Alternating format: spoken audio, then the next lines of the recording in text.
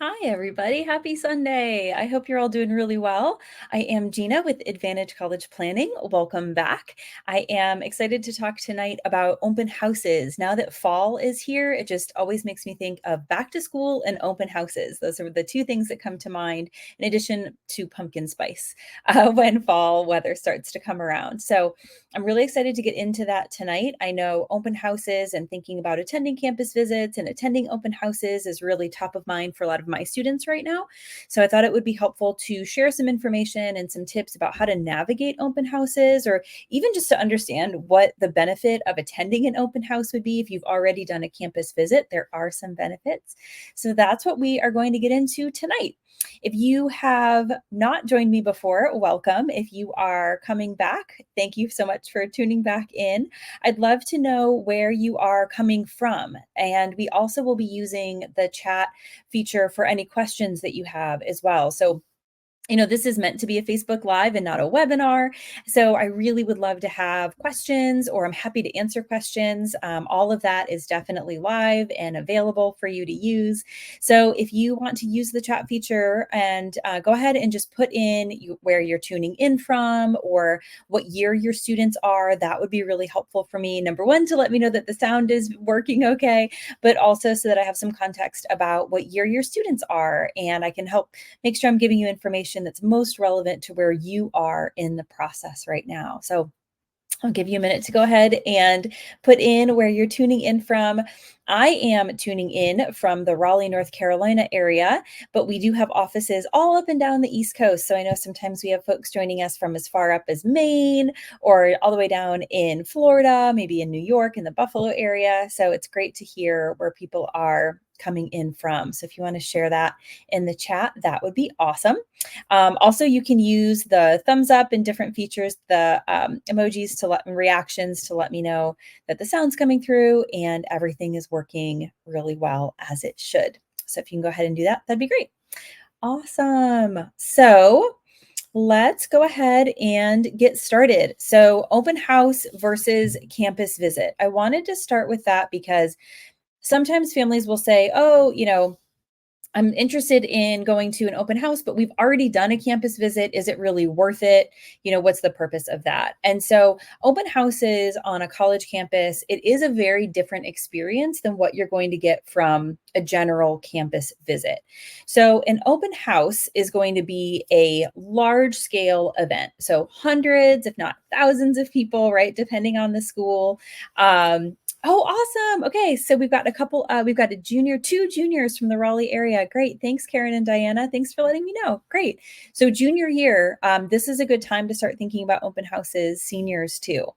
So open houses are big scale event. It's something that's going to usually be held on the weekend for a college or university, and they're going to be large, lots of people attending, hundreds, if not 1,000 people, maybe more, just depending on how big the school is.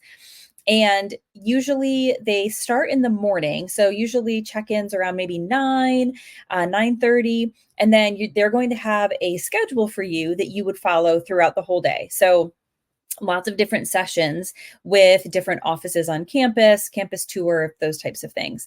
And so they wrap up usually around like 2, 3 o'clock in the afternoon. So this is meant to be an all day kind of affair.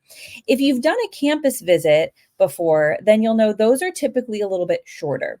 So if you register for just a campus visit, you are going to be in a smaller group, maybe up to about 50 people, but probably smaller than that, especially at smaller campuses.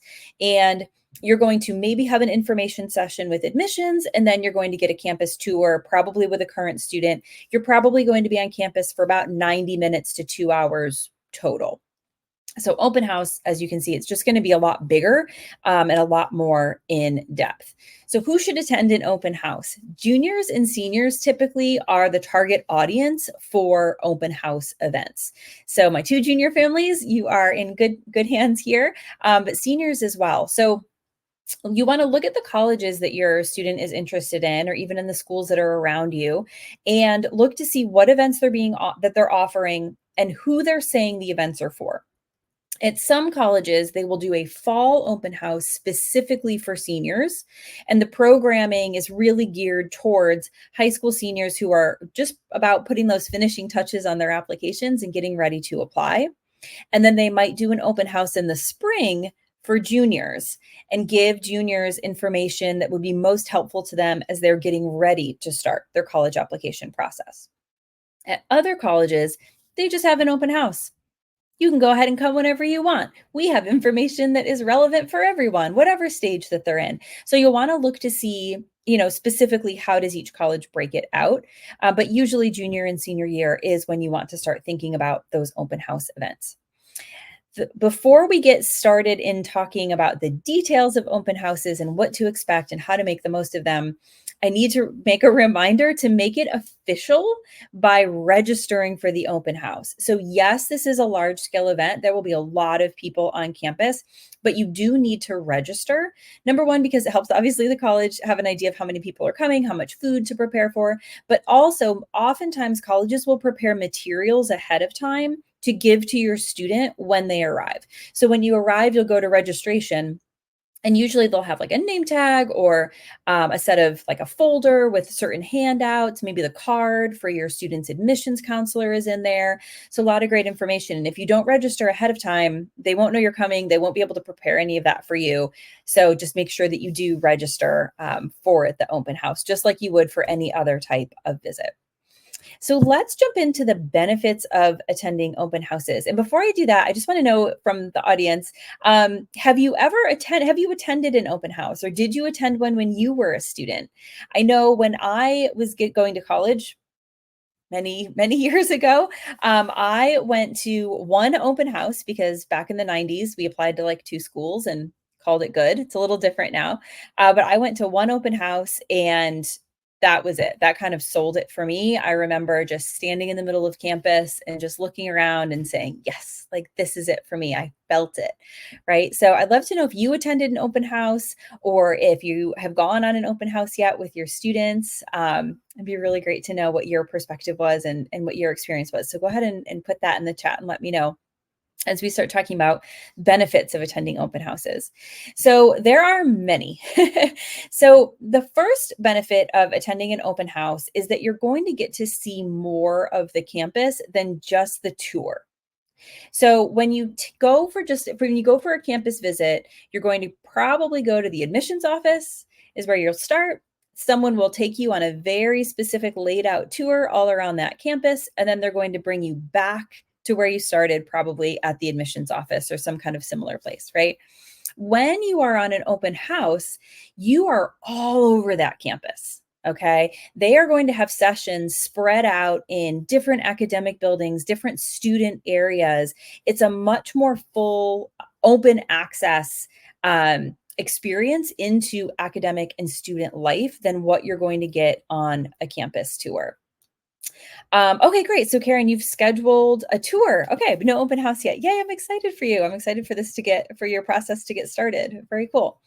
So yeah, so when you're touring, you're really limited into where you can go. And sometimes before or after the tour, you could go back into the student center. You might be able to get into the library, but you're probably not going to go into any of the academic buildings. At an open house, the nature of the schedule is that you're going to see a lot more. Another benefit of attending an open house is the dining experience. So you're typically going to have an opportunity to eat something on that college campus, whether that's a boxed lunch that's provided on the campus lawn, or perhaps, more commonly would be eating in one of the main dining halls on campus.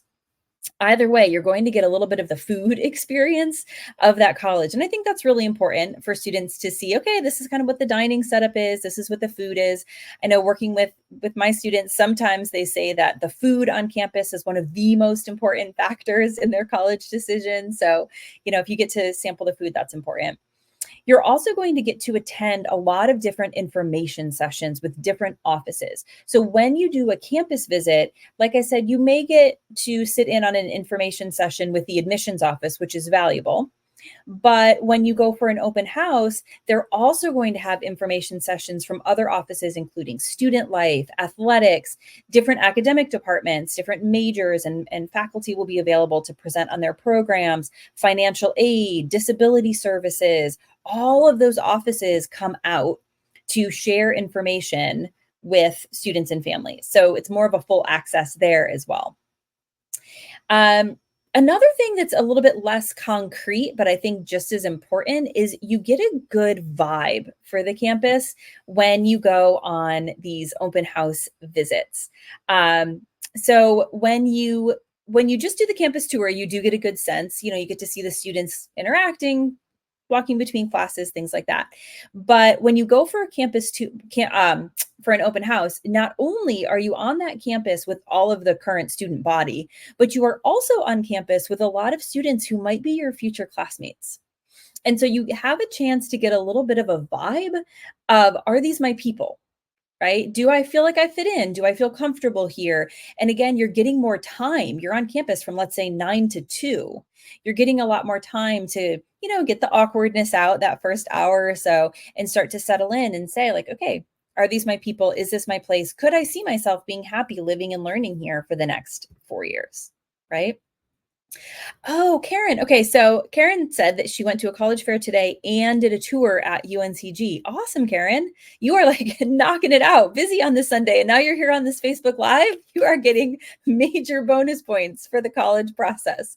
That is awesome. Great. Well, it was a beautiful day, so hopefully the tour went really well, and yeah, and you got a lot of good information from that college fair. Thanks for sharing that. Awesome. So, the last reason that you could really be benefited by an open house is financial. So, some colleges, when you attend an open house, they will give you a code or some sort of notation and they will waive your application fee. So, for students who are applying to more than two colleges, like I did back in the 90s, right? Waiving those out, getting an application fee waived is a really big deal. They can range from $40 to $90 is typically the spread that I see. So, if you are able to have them waive that fee just because you spent some time on their campus and learned a little bit more about why they could be a good fit for you, that's awesome. That's a win-win. So, we definitely want to take advantage of those. When you are getting ready to attend an open house, you really want to plan ahead.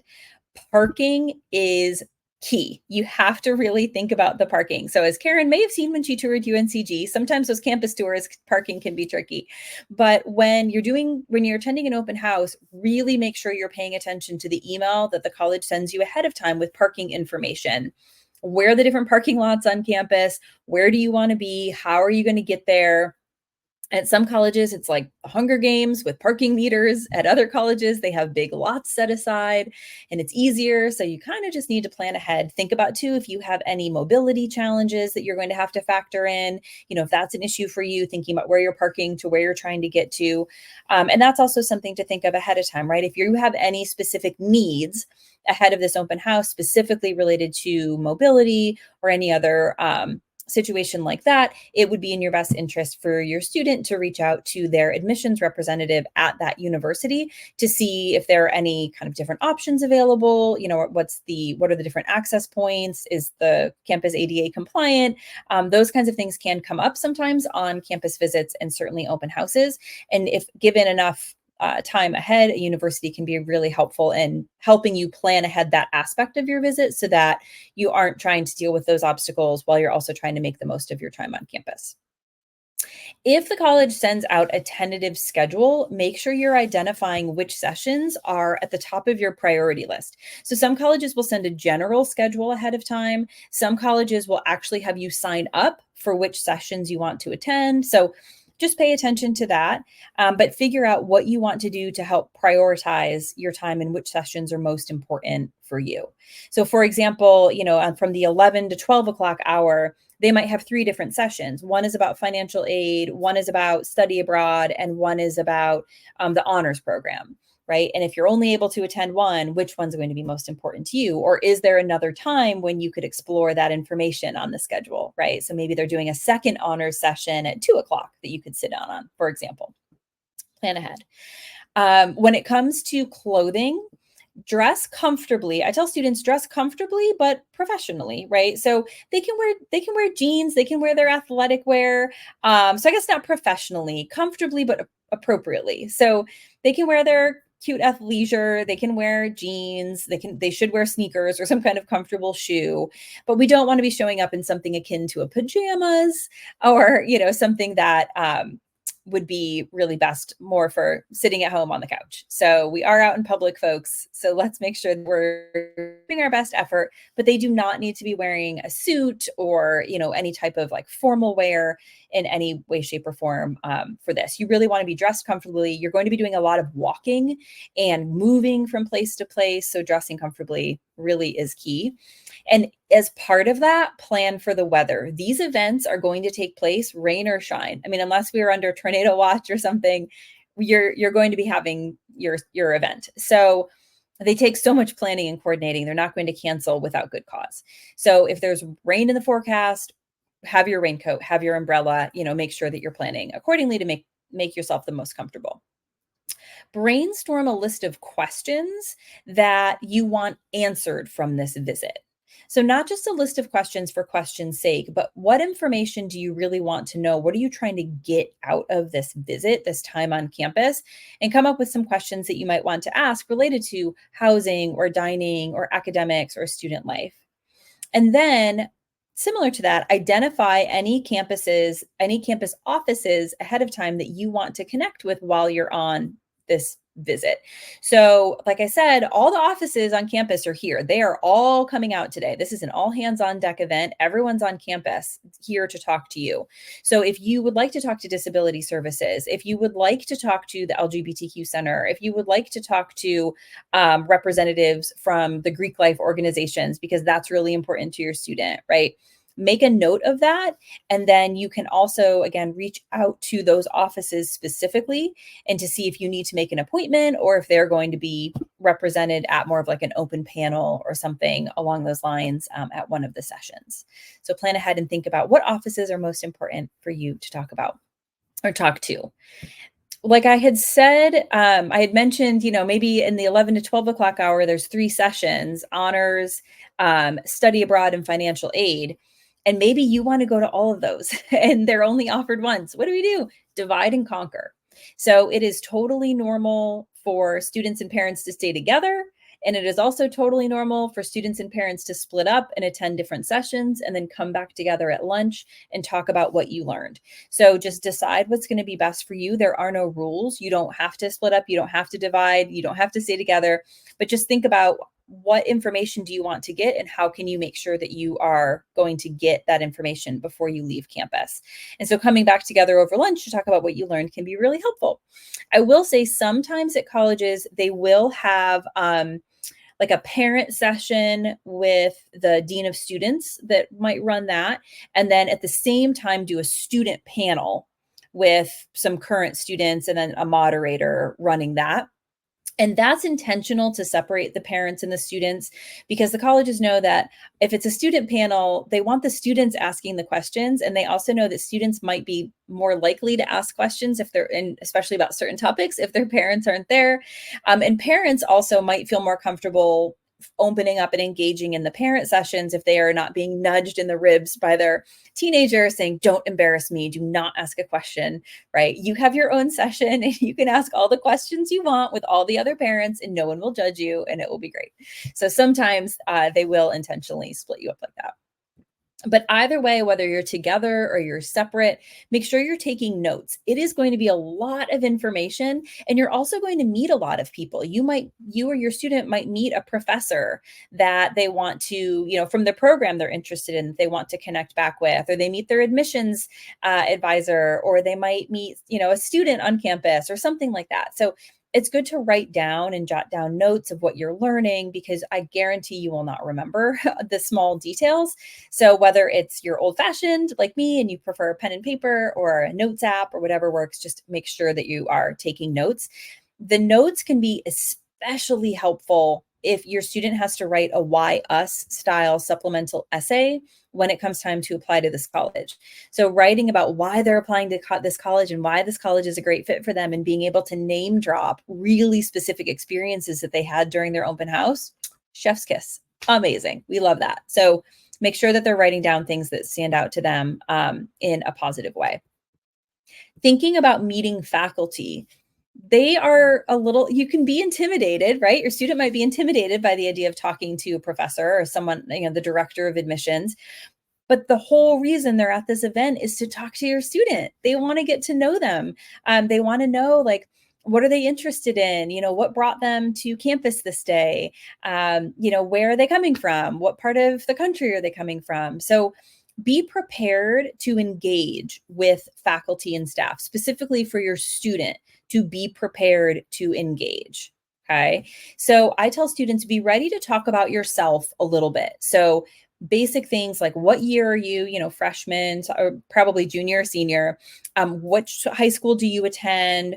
What interests do you have? Or do you, have an idea of what you want to major in? And maybe why you decided to attend the event this day, right? What made you decide to attend our open house today? Or what are you hoping to learn from attending this event?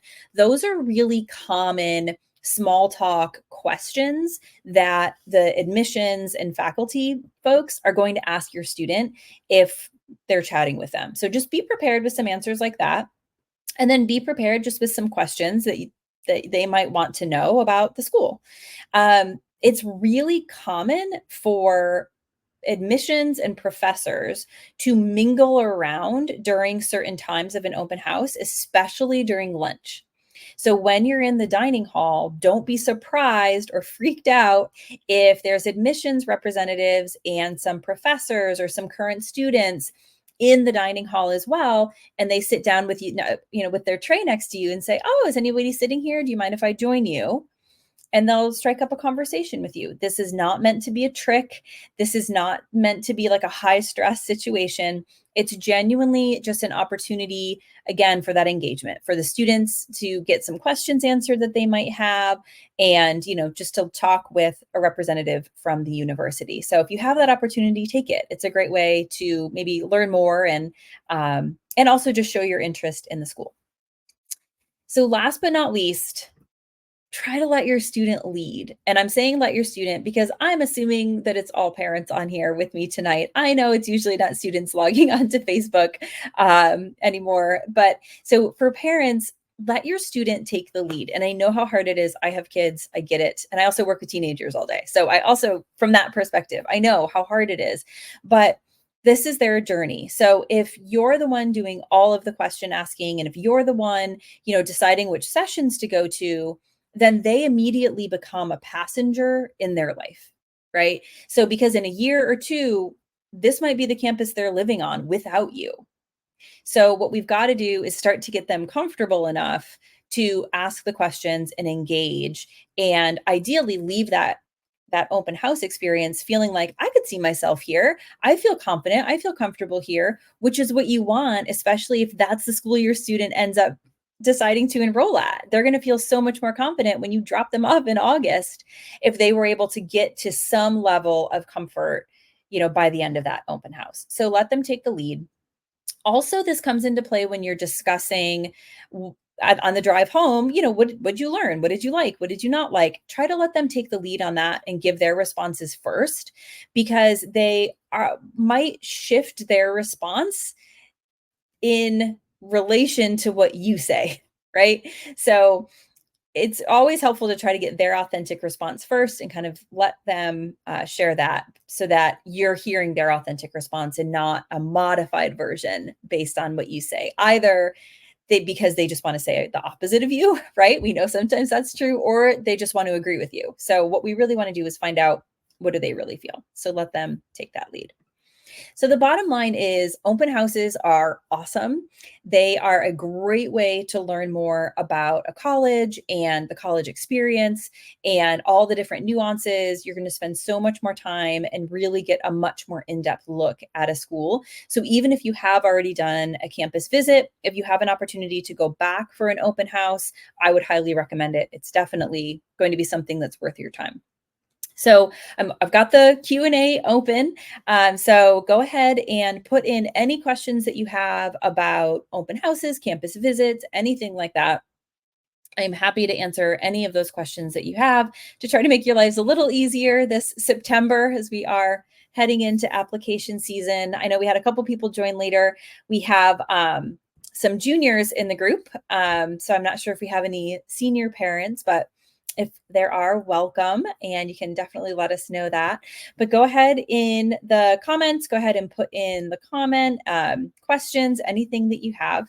And then I will also let you know while you're thinking about that, I will be back on October 20th and I will be joined by two of my colleagues this time, which I'm really excited about. So we will be talking about athletic recruitment in college admissions. So two of my colleagues, Jordan and Ariel, work really closely with our students who are considering athletic recruitment on top of the regular college application process. And so for any potential student athletes out there, you have an idea that it just adds a whole nother layer to things. So Ariel and Jordan will be coming in to talk about that and help bust some myths and also give you some tips on how to navigate that process smoothly if you are looking to do that with a student athlete. Awesome. Well, I hope that you all have a great weekend, or what's left of it, and a good start to fall. It's officially fall. And hopefully, I will see you back here on the 20th.